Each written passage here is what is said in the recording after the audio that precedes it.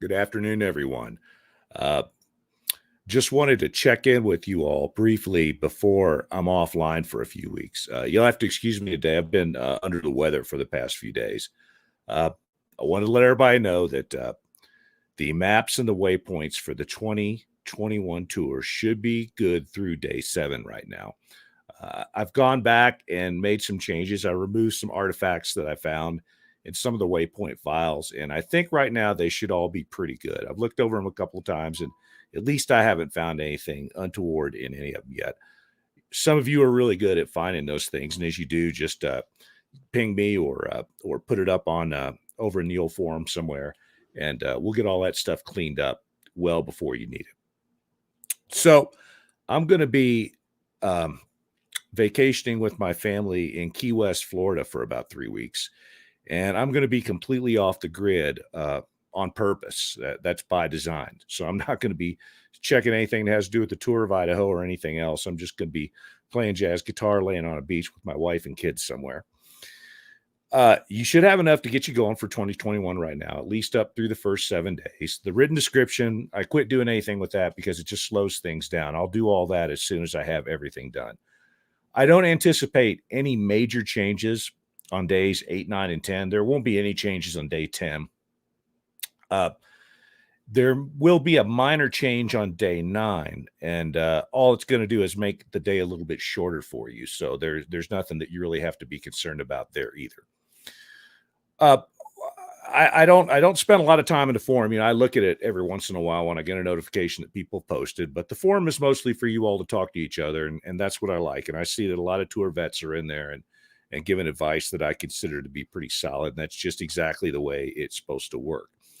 But the one thing that keeps coming up is there seems to be a lot of angst about navigation this year. That you can't create routes. You can't use tracks that you created or somebody else created. Sometimes I see that stuff and I think that, I really need to sit down and talk to that person about, routes, tracks, and what all that stuff means in the first place. But that's a discussion for another time. We'll do a whole PBR Monday about that. We'll get everybody up to speed in navigation. But basically, a way to think about the Tour of Idaho is it consists of a series of cool trails that are connected by transfer sections. That's really all there is to it. And what I do with the waypoint system is there's waypoints to get you from one trail to the next, and then you just ride the trail until it ends. That's all you have to do. There's plenty of waypoints in there at any place that I think you might get lost. I've ridden all the trails on the tour, and most of them way more than 1 or 2 times. And I know the places where you can get confused. Some of those trails, the Tour of Idaho is 2,000 miles long. I don't get to ride all those trails all the time, and it's been a few years from some of them, but every year I get reports and updates from people who've done it that year. And for the most part, I think I know where a reasonable person is probably going to encounter a little bit of navigational difficulty along a trail somewhere, and hence there's a waypoint there. They're there to guide you down the trails. But basically, if you think of the tour as transfer sections and trails that I have to ride, it really should simplify it in your mind a little bit. I need to get to this trailhead, then I'm going to ride this trail from one end to the other, or I'm going to ride it to an intersection with a different trail and take that trail, and that's it. That's all the waypoints are there to do, to guide you to the trails that you're going to ride. And then any place you might get confused on that trail, there's a waypoint to help alleviate, hopefully, that confusion.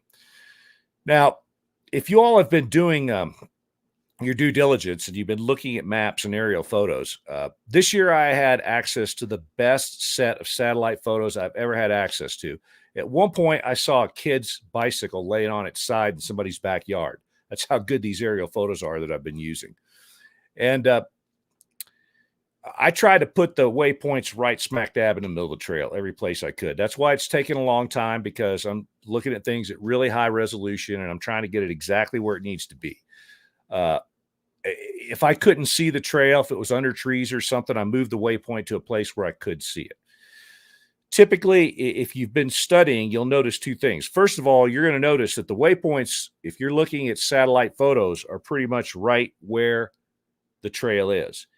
If you superimpose motor vehicle use maps layers over the top of that, you're going to see the same thing I see, which is those maps are fantasy in many cases. They're not even close to where the trail is physically located. That's why we don't attempt to create routes for you to follow. At one time, that trail may have been there, but it may not have been. When people put together these maps, they're basically just trying to approximate where the trail goes on a map. There's no real automatic way that I know about to do that. And they change all the time anyway. So it's a fool's errand. So what I do when I put together the route every year, the reason I've always done it this way, I used to give you more waypoints than I do now, but they weren't really necessary. And in many cases, they got in the way because people couldn't store them all in their units. Is what's important is what's on the ground when you get there, not a waypoint that really only exists as a figment of somebody's imagination, right? It's a bit of data in a computer somewhere. It's not reality on the ground. The reality on the ground is the trail that you have to ride. So if we can get you to the beginning of the trail and then just put waypoints along the way in places where we think you might get confused, that's doing you the best favor there is. Just ride the doggone trail. So get yourself to the trailhead, ride down the trail. There's waypoints where they need to be. And the waypoints are there kind of to guide you too. So if you'll notice that at intersections, typically the waypoint's not sitting in the middle of the intersection. It's sitting, maybe 10, 15 yards down the trail that you need to go down. And I try to do that everywhere. And that's why it's a painstaking process. And typically every day takes me, 2 or 3 days at the computer to make sure I'm pretty satisfied with it. There's some stuff that changed from last year. When I got on looking at things, I said, whoops, this is a little bit different this time around. Sometimes the photos are really recent. Sometimes they're not. Sometimes I get information from people that have been out there riding. I found something kind of interesting that even some data points that I've logged in my own GPS units, which I would hope to be pretty exact, sometimes they're not right either. GPS units drift a little bit. So the best thing to do is to worry about the reality on the ground, which is the trail that you are riding. That will get you where you want to go. It's not a line on a map that you're following. It is an actual physical trail that exists somewhere. You just got to get from one end of that trail to the other and then on to the next one. That's what we're trying to do with this waypoint system. And if instead of fighting it, you kind of relax and understand what we're trying to do, it'll be a lot more fun for you. There are way too many people out there who will get in their car, and if Google Navigator says drive off this cliff, they're going to drive off the cliff. You read about that stuff in newspapers all the time. It's incredible.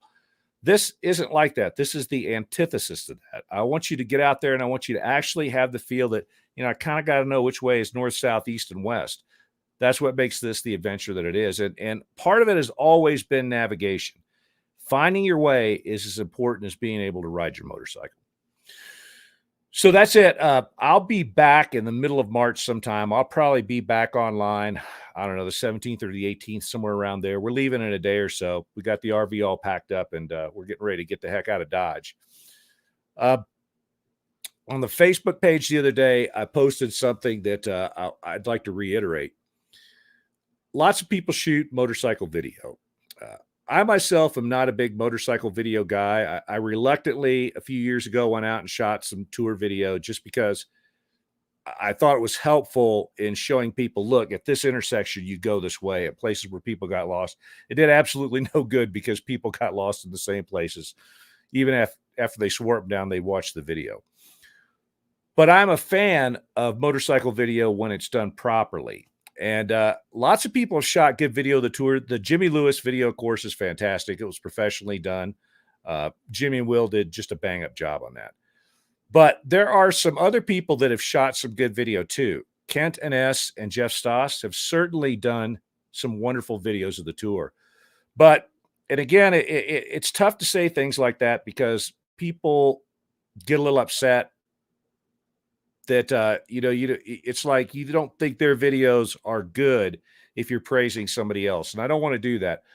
I like a lot of the videos that a lot of you have put up that I've seen. They've been very, very good. A lot of people shoot really good quality video. But I'm pointing out Jeff and Kent and this next guy, Michael Knight, because their videos are at another level. And especially Michael Knight's videos are just extraordinary. And the thing that Michael and Brent did is that they didn't sanitize or whitewash anything. So when you're looking at their videos, you are looking at as close as you're ever going to get sitting in front of a computer screen, a Tour of Idaho experience. I was blown away when I watched their stuff. And again, I hate watching motorcycle videos, but I've watched what they've done because they did such an extraordinary job of basically chronicling what the Tour of Idaho is about. Now, those guys are way better riders than I am, and I don't want to do anything to create any kind of an impression that I think I'm in their league or anything like that, because I'm not. But their approach was very similar to my own approach in riding those trails. I noticed they slowed down, albeit for much higher speeds than I do in the exact same spots. They were kind of whooping it up when they cleared the same switchbacks that I cleared cleanly. You know, they've stalled their motors in some of the same place I stall my motor. And when I hear them talking, I hear them always talking about smart things like, you know, we got to conserve energy here. Here, let me help you with that. You know, they really work together as a team, which is what it takes if you're going with someone else to get through it. I remember my climbing days. You know, I had good climbing partners. I had climbing partners that weren't good. And the good climbing partners, it was seamless. It was like the most efficient transfer of energy and responsibility that you could imagine. If you're going to go with other people, you need to have worked that out in advance. There needs to be that rapport with whoever you're going with. Otherwise, do what I do and go by yourself, because good riding partners are hard to find. But anyway, I just want to recommend Jeff and Kent's videos, certainly, but Mike Knight has been posting them up in their little Team Uto thread on the Facebook page. They're simply fantastic. I hope that some of those guys will, at some point, we'll create a space in the forum. I think there probably already is a space in the forum for videos, and maybe that space will get used more often. But I'm going to link directly to Mike's videos from the Mojazz pages for 2021, because I think his videos are that good. They're really extraordinary. There's some technical stuff that he did that's really, really good, but just the general gist of what they did and what they went through, it's evident that not only did they understand what the tour is about as they were participating in it, but it's also evident to me, looking at it, really the care and affection that they put into making these videos, that they had a wonderful time, which is what we want. This is a bucket list kind of a thing. I want you to remember this the rest of your life. If you are able to get through, or even if you just give it a good go, this is the kind of thing that I want you to think about pretty much every day for the rest of your life. I think about all my adventures that way, all the big adventures I had. Every single day, I think about all the cool climbs I ever did. I think about the Tour of Idaho. I think about the people, the places, the adventure.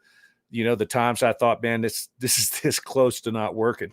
Those are the kind of experiences that we're trying to create with all this. And again, Mike just nailed it. They really, really did a good job of chronicling all that. All right. Yeah, I see. Hey, Facebook user, I don't know who you are, but Uto's videos do blow mine out of the water. Jeff, is that you? I think that probably sounds like something Jeff would say, because he's a pretty self-effacing guy. They don't blow yours out of the water, but they are pretty doggone good. I like your guys' videos as well. They're pretty awesome. So anyway, I got to get back to packing. I'm very sorry that it was a little slow rolling stuff out, or at least it felt slow. I noticed that last year I was actually I hadn't gotten this much out by this early last year, but I'll have everything that you need up by the end of March. We'll have the whole thing out there. We'll do a whole bunch of PBR Mondays to talk about everything, and we'll get it all going. Jeff, buddy, I hope I get to see you when I'm back in Kentucky. I'm only going to be there for a day or so, but we'll see what we can't work out. Maybe a cup of coffee at a truck stop or something on my way to Louisville, if nothing else. All right, everybody. I'll see you guys in about a month. Thanks a lot for everything. Thanks for being part of our deal here, and be seeing you.